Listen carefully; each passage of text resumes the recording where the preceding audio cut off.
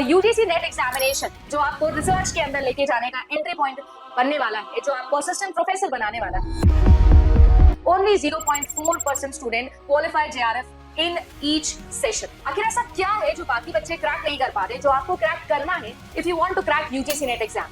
तो आप सभी लोगों के लिए जेआरएफ अड्डा लेकर आया है वो एक स्पेशल क्वालिटी। बाकी सारी चीजों में सबसे इंपॉर्टेंट क्वालिटी होती है डिसिप्लिन एंड डेडिकेशन। वो पैशन जो टीचर्स के अंदर से ट्रांसमिट हो जाएगा स्टूडेंट के अंदर, वो ऑनलाइन लर्निंग के अंदर ऑफलाइन वाली लर्निंग का फील आना। सिर्फ और सिर्फ कंटेंट क्वालिटी नहीं, बट ऑल्सो किस तरीके से उसे आप तक डिलीवर किया जाएगा, उस पर क्या काम किया जा रहा है। हमें ऐसा फील होना चाहिए कि हर दिन हम कुछ इंप्रूव कर रहे हैं, हम हमारे ऊपर उतना काम कर रहे हैं कि every day we become a better human, a better teacher.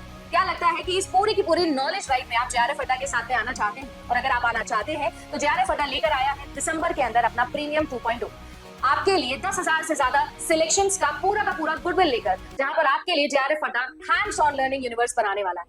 So what are you waiting for? Join now.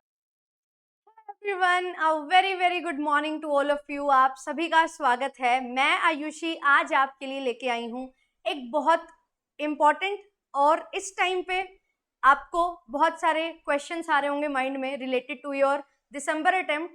तो वो सारे क्वेश्चंस को पूर्ण विराम लगाने में आ चुकी हूँ, और ये इम्पॉर्टेंट वीडियो उन सभी के लिए भी है जो फर्स्ट टाइम इस एग्जामिनेशन में अपीयर होंगे। जो बिगिनर्स हैं उनके माइंड में हज़ारों सवाल होते हैं, किस तरीके से क्या चीज़ें रहेंगी, कैसा एग्जाम पैटर्न होगा, कब आएंगे फॉर्म्स, है ना। नेगेटिव मार्किंग की हवा जो बना हुआ है मार्केट में, उससे आप बहुत परेशान हो जाते हो। एंड पेपर कब होगा, वो सारी चीज़ों को इत्मीनान से मैं आज आपको बताने आई हूँ। एंड बिल्कुल ऑथेंटिक इन्फॉर्मेशन आपको यहाँ पे मिलेगी। कुछ भी ऐसा नहीं है कि हवा में बातें करूँगी, बट यस, आपके लिए मैं कुछ भी कर सकती हूँ वो करने की कोशिश करती हूँ। और एग्जामिनेशन के लिए प्रिपरेशन तो हम करते हैं। अनबीटेबल एनर्जी, अनबीटेबल कंटेंट आपको कॉमर्स के लिए इस प्लेटफॉर्म पे मिलता है, बट कभी कभी इन चीज़ों पे भी, इन बातों पे भी गौर करना चाहिए, क्योंकि मैं ये वीडियो इसलिए बना रही हूँ। पिछले एक महीने में लगभग 10 से 12 डीएम मेरे पास आ चुके हैं कि मैम एग्जाम पैटर्न चेंज हो रहा है क्या, मैम एग्जामिनेशन जनवरी में होगा या दिसंबर में होगा, मैम नेगेटिव मार्किंग होगी क्या। और ये सारे र्यूमर्स जो हैं वो बहुत सारे वीडियोस के थ्रू फैलाए जाते हैं, क्योंकि इससे बच्चा जो है वो वीडियो ज़रूर देखता है, इसलिए ये वीडियो बनाई जाती है। मैं ओपनली ये चीज़ आपको बता रही हूँ। बट आज इस वीडियो में मैं आपको इन क्वेश्चंस के आंसर दूंगी। ऑथेंटिक चीज़ें आपको इस चैनल पे मिलती हैं, तो चैनल को आप सब्सक्राइब कर सकते हो। मुझे अगर फर्स्ट टाइम देख रहे हो, मेरा नाम आयुषी है। आपके लिए पेपर 1 एंड पेपर 2 कॉमर्स की क्लासेस पिछले 3 साल से इस प्लेटफॉर्म पे हम प्रोवाइड कर रहे हैं, तो आप सभी रेगुलर क्लासेस को ज्वाइन कर सकते हो एंड बढ़िया तरीके से चीज़ें कवर कर सकते हो। तो ये जो है चीज़ें बहुत ज़्यादा इंपॉर्टेंट आपके लिए होंगी, तो सारी चीज़ों को डिस्कस करेंगे। और ये 4 इंपॉर्टेंट क्वेश्चंस जो हैं वो मैं आपके सामने आज लेके आई हूँ। इनके आंसर्स 1 बाय 1 मैं आपको देती रहूंगी। ज़्यादा लंबी वीडियो नहीं रहेगी, 5-7 मिनट की वीडियो रहेगी। बट कुछ इंपॉर्टेंट चीज़ें और बता दूं, अगर आप जेआरएफ अड्डा एप्लीकेशन पे अभी तक नहीं गए हो, विजिट नहीं किया है, तो ज़रूर एप्लीकेशन को डाउनलोड करिए, वेबसाइट विजिट करिए। आपको ये सारे फीचर्स मिलते हैं। हर वाईटी क्लास की पीडीएफ आपको मिल जाती है, काउंसलिंग सेशंस भी होते हैं। दिसंबर 2025 के लिए कोर्सेज चल रहे हैं, आप लोग ज्वाइन कर सकते हो। बिजनेस इकोनॉमिक्स यूनिट जो है वो हमारी कल से स्टार्ट होने वाली है, तो आपके लिए कंप्लीट कोर्सेज जो हैं वो प्रोवाइड किए जाते हैं। केवल कॉमर्स नहीं, कॉमर्स के साथ ये डिफरेंट सब्जेक्ट्स हैं।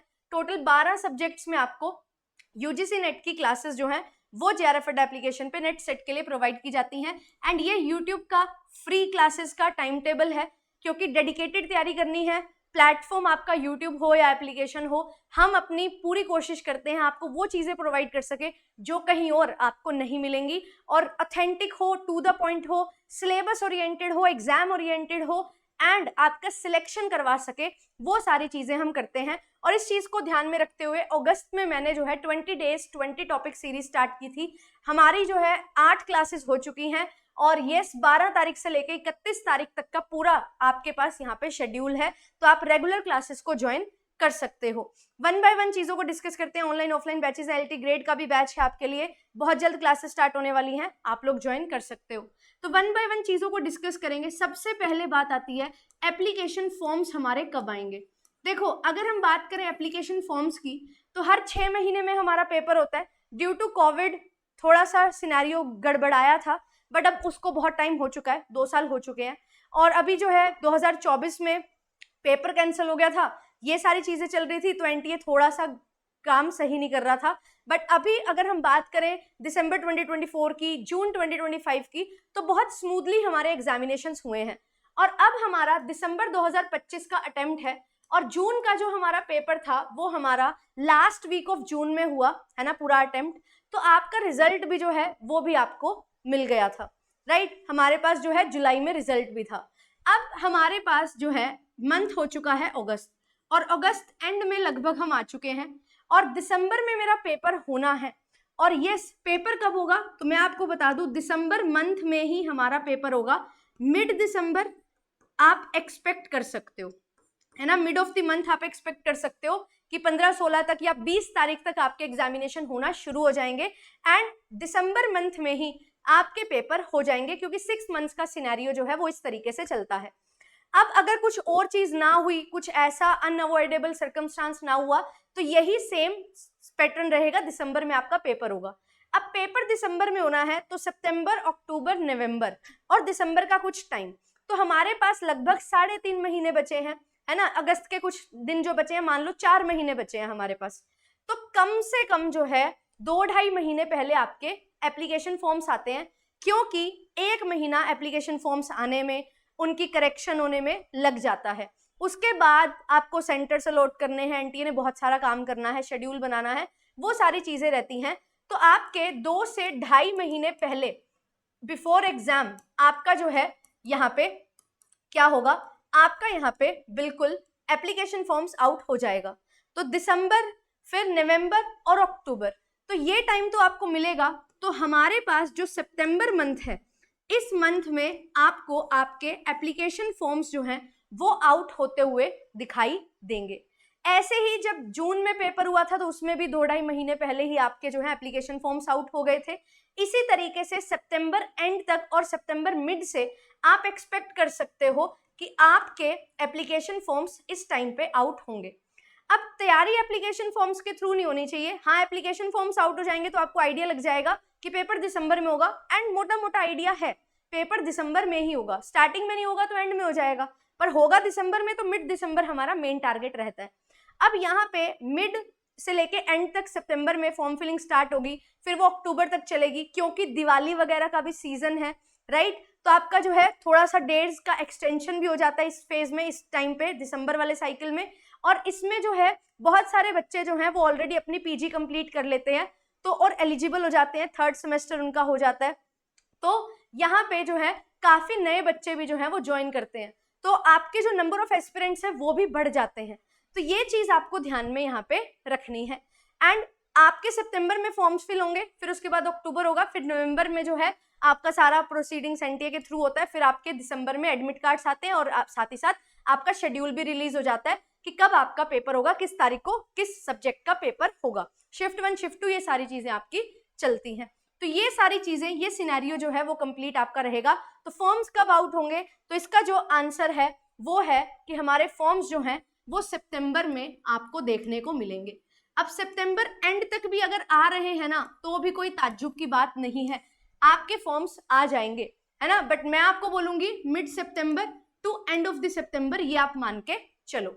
एग्जाम कब होगा, तो एग्जाम आपका दिसंबर में ही होगा, दिसंबर में ही होना चाहिए, क्योंकि जनवरी में बहुत सारे हमारे पीएचडी नोटिफिकेशंस भी आउट होते हैं, पीएचडी प्रोग्राम आपके स्टार्ट होते हैं, है ना। तो वहां पे आपको पीएचडी में अगर एडमिशन लेना है तो उससे पहले ही आपका यूजीसी नेट का पेपर होता है। तो यहाँ पे दिसंबर में आपका एग्जाम हो जाएगा। फिर उसके बाद एग्जाम पैटर्न की बात हम करेंगे। यहाँ पे बहुत सारे बच्चे जो हैं कंफ्यूज हो जाते हैं कि मैम एग्जाम पैटर्न हमें समझ नहीं आ रहा, बोल रहे हैं पैटर्न चेंज हो रहा है, पैटर्न चेंज हो रहा है। तो ऐसा कुछ नहीं है। देखो, पैटर्न का मतलब अगर आप ये समझ रहे हो कि 50 क्वेश्चन हमारे पेपर 1 के आते हैं, 100 क्वेश्चन हमारे पेपर 2 के आते हैं, तो ये सेम है, इसमें कोई भी चेंज नहीं है। 2 मार्क्स का एक क्वेश्चन है, इसमें कोई भी यहाँ पे चेंज नहीं है। आपको 3 आवर्स का टाइम मिलेगा, सीबीटी में मोड में आपका पेपर होगा, इसमें कोई चेंज नहीं है। Basic structure UGC net examination का सेम है। क्या हमारा कोई सिलेबस चेंज हुआ है?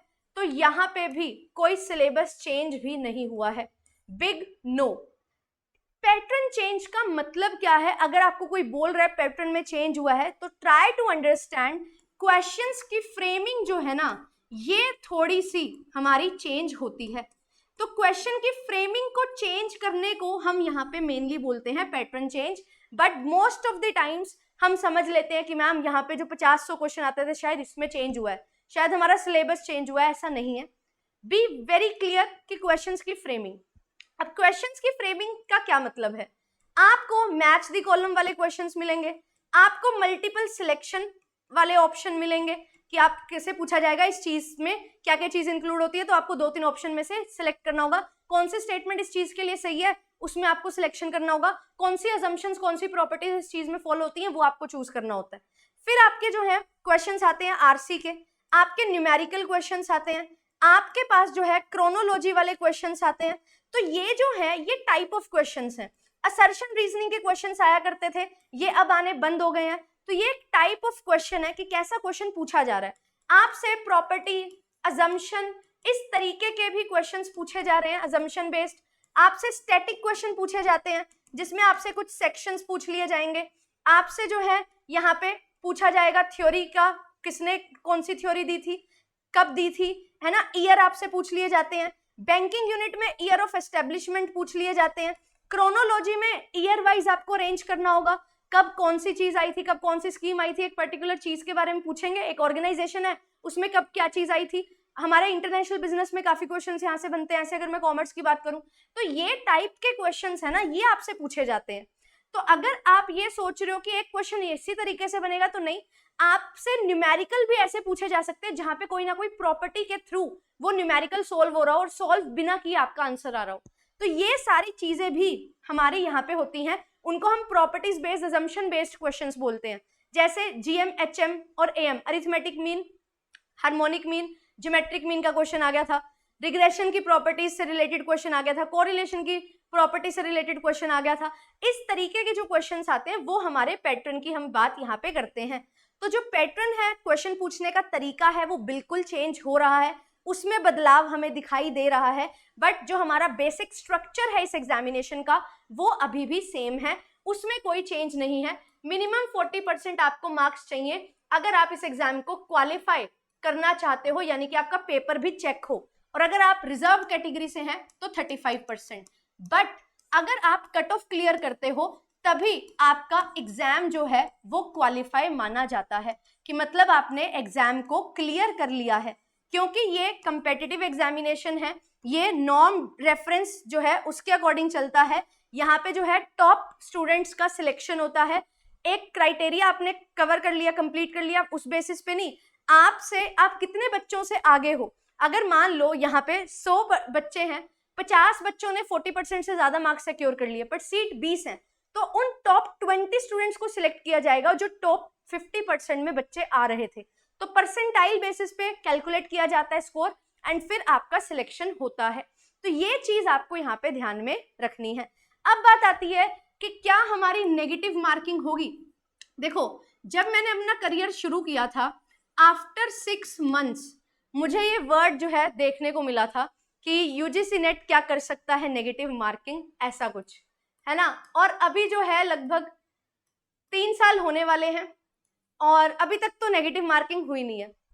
तो ये जो नेगेटिव मार्किंग है ये होगी, हो सकती है, हाँ बिल्कुल हो सकती है, पर क्या अब इस एग्जामिनेशन में क्या ये नेगेटिव मार्किंग होगी, ऐसा कुछ नहीं है।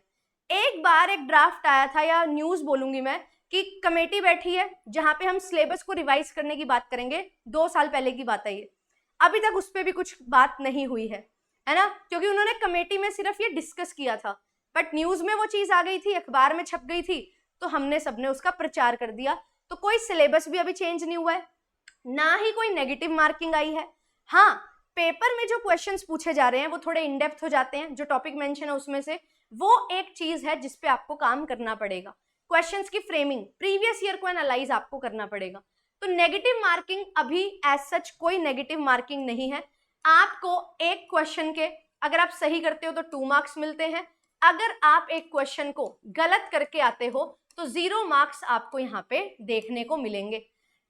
ये एग्जाम एक एलिजिबिलिटी एग्जामिनेशन है, इससे डायरेक्ट जॉब नहीं लगती है कि आपका एग्जाम क्लियर हो गया तो जॉब हो जाएगी, नहीं, आपको इंटरव्यू फेस करने पड़ेंगे। परमानेंट जॉब के लिए आपको असिस्टेंट प्रोफेसर के एग्जाम देने पड़ेंगे, पीएचडी के लिए आपको जो है इंटरव्यू देने पड़ेंगे, तो डायरेक्टली जॉब नहीं लगेगी, बट यस आप एलिजिबल हो जाते हो पीएचडी स्कॉलर एज जेआरएफ और पीएचडी के लिए, एंड साथ ही साथ असिस्टेंट प्रोफेसर के लिए अगर आप नेट क्लियर करते हो।